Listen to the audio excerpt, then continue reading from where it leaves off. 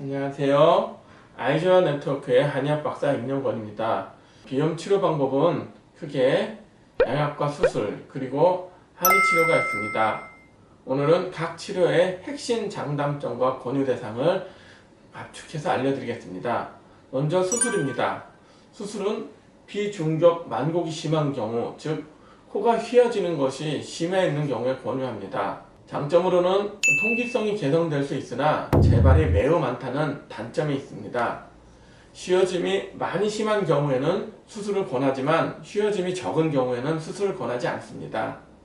두 번째로는 항히스타민 제제입니다. 급속 개선이 필요한 경우, 즉 중요한 시험 등 직전에 큰 효과가 있을 수 있습니다. 다만 바로 재발이 되는 그런 단점이 있습니다.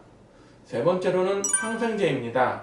누런 콧물이 나는 등 감염 시에는 항생제가 도움이 됩니다. 특히 열이 있거나 통증을 수반할 때는 항생제를 권유하지만 경우에 따라 항생제 부작용이 날 수 있으므로 주의해야 합니다. 다음으로는 항알러지 제제가 있습니다. 약한 비염인 경우에는 대중적으로 널리 처방되는 약입니다. 장점으로는 약한 비염에 자주 쓰는 처방이며 복약 기간이 길다는 단점이 있습니다. 또한 부작용이 있어서 최근에는 미 FDA에서 싱귤레어 등에 대해서 신경계 부작용 경고를 최고 단계로 상향하였으니 주의하셔야 합니다. 다섯 번째로는 치료한약입니다. 치료한약은 비염 치료에 있어서 신속한 치료에 도움이 됩니다. 소아청소년 치료에 많이 쓰이고 있으며 앞으로 큰일이 있을 경우나 급하게 치료할 경우 바로 쓰이게 됩니다. 하지만 치료되어 회복되어 있는 기간이 짧은 단점이 있습니다. 여섯 번째로 면역 증강 한약입니다. 기력 보강을 통한 근원 치료가 가장 큰 장점입니다. 하지만 비용 부담으로 인해 장기 복용이 힘들다는 단점이 있죠. 대개 수험생이나 지친 상태, 기력 저하가 심한 경우 등에 매우 효과적입니다. 일곱 번째로 일반적인 침 치료, 뜸 치료입니다.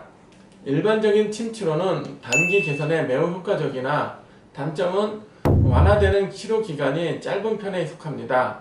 따라서 계절적인 비염이 있는 분에게 추천합니다.